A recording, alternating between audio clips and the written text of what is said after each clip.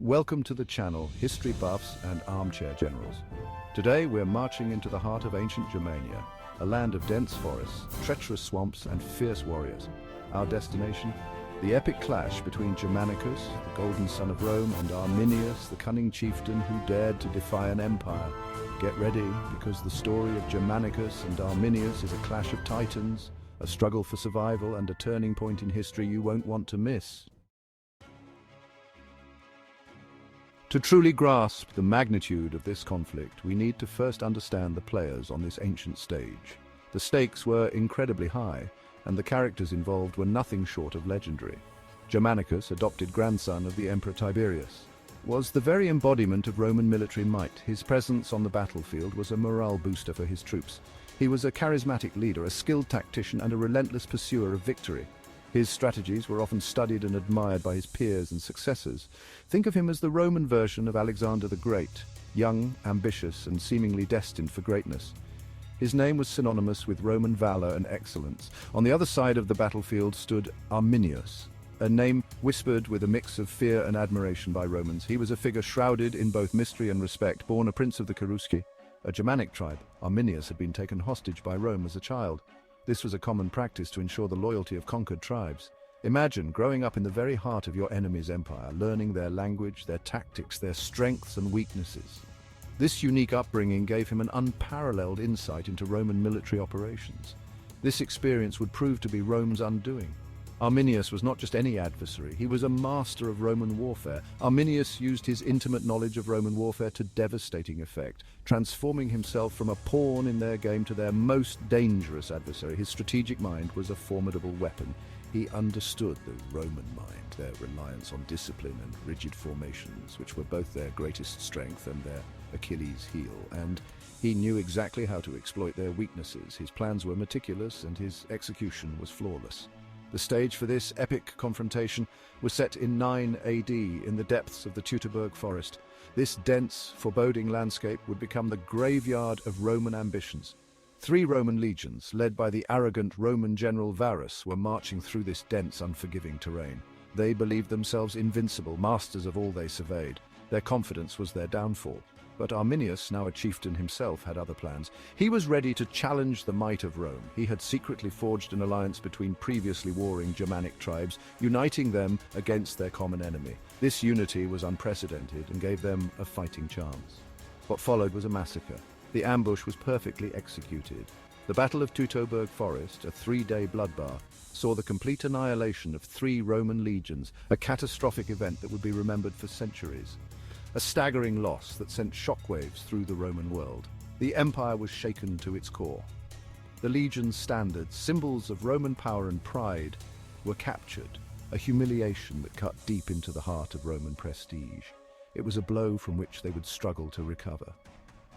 The Rhine River, once envisioned as a mere stepping stone in Rome's inexorable expansion, now represented a hard, bloody limit to their ambitions. The dream of conquering Germania was shattered, and the Rhine became the boundary of the Roman Empire. News of the disaster at Teutoburg Forest reached Rome like a thunderclap, shaking the very foundations of the empire and sending ripples of fear and outrage through its corridors of power. The loss of 3 legions, a devastating blow to their military might, and a stain upon their honor, demanded a response, a reckoning that would restore Rome's pride and power. Enter Germanicus, the young, ambitious general, eager to prove himself and avenge the humiliation inflicted upon Rome. He was not just any general, he was a man with a vision, a leader who understood the weight of history and the expectations of his people. In 14 AD, with the weight of Roman expectations on his shoulders, Germanicus led a retaliatory expedition across the Rhine. This was not merely a military campaign, it was a mission to reclaim Rome's lost honor. Imagine the scene, thousands upon thousands of Roman legionaries, their armor gleaming in the sun, their standards held high, a river of iron and steel flowing into the heart of Germania. The sight was both awe-inspiring and terrifying, a testament to Rome's enduring might. His first target, the Marsi, a Germanic tribe who had joined Arminius in the uprising. They were fierce warriors, but Germanicus was determined to show them the might of Rome. Germanicus, a student of history and a master tactician, had learned from Varus's mistakes. He meticulously planned his strategies, ensuring that every move was calculated and precise. He wouldn't underestimate the cunning or the ferocity of his enemy. He knew that the Germanic tribes were not to be taken lightly, and he prepared his men for the brutal combat that lay ahead. He knew the terrain, the fighting style of the Germanic tribes, and he would use that knowledge to his advantage. The dense forests and rugged landscapes of Germania were no longer unfamiliar territory. The Roman legions, fueled by vengeance and led by a general determined to restore their tarnished glory, were a force of nature.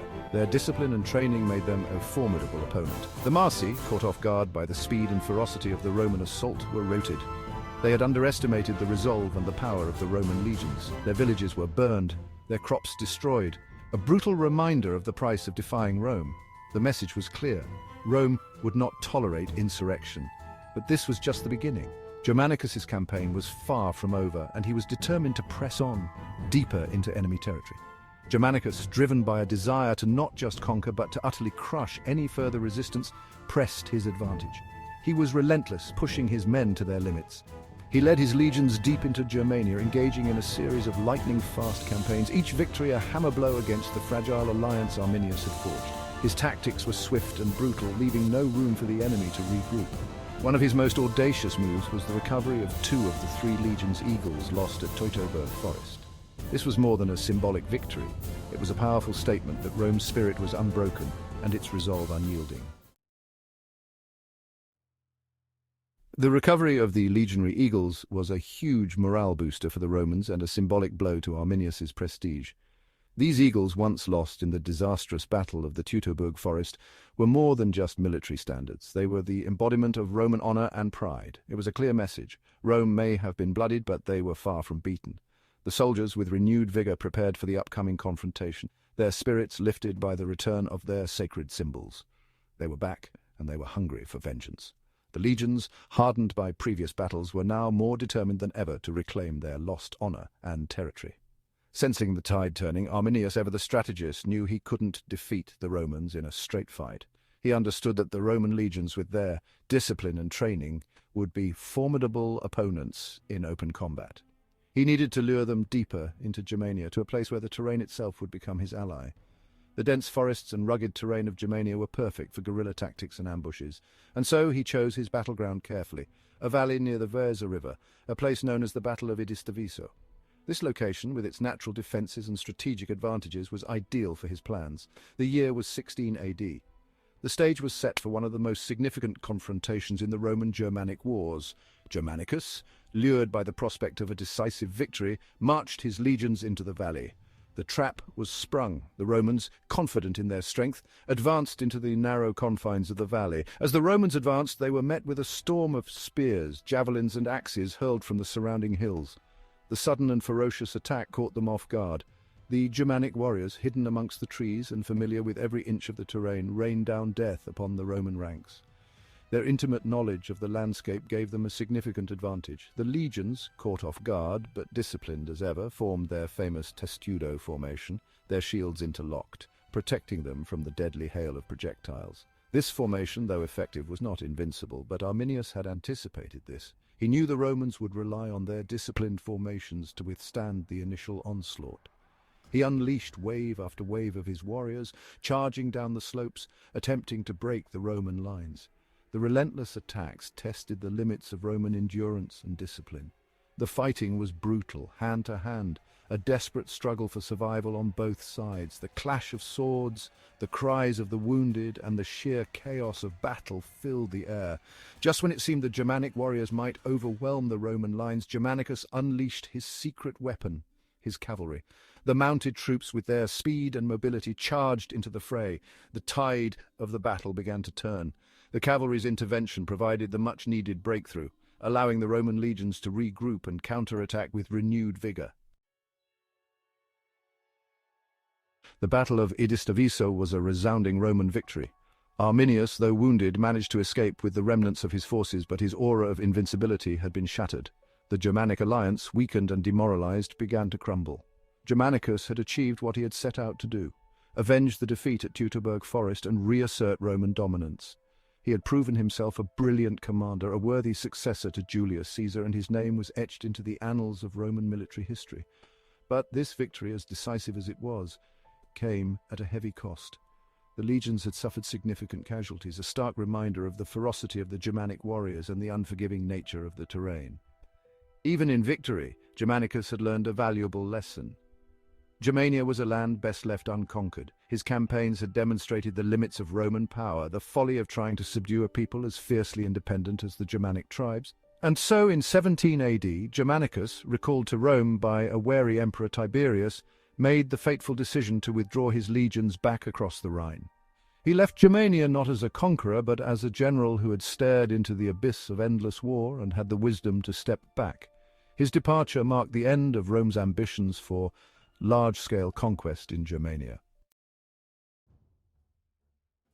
Arminius, the cunning warrior who had united his people against an empire, had tasted both victory and defeat. He had proven that even the mighty Roman legions could be defeated, that their aura of invincibility was just an illusion. His name would become a legend, a symbol of Germanic resistance against Roman domination.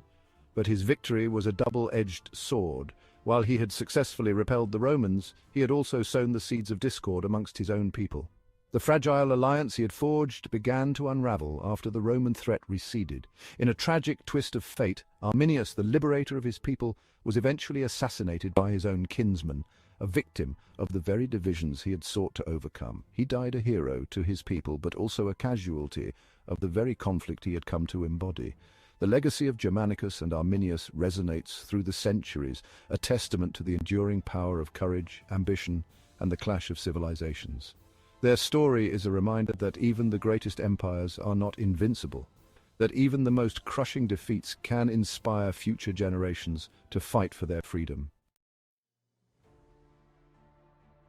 That's it for today's journey into the heart of ancient history and its mysteries. If you enjoyed this epic tale of ambition, betrayal, and battles that changed the course of history, be sure to give this video a thumbs up. Subscribe to the channel for more incredible stories from the past, and hit that notification bell so you never miss an episode. Until next time, keep exploring the past, keep asking questions, and keep the spirit of history alive and thriving.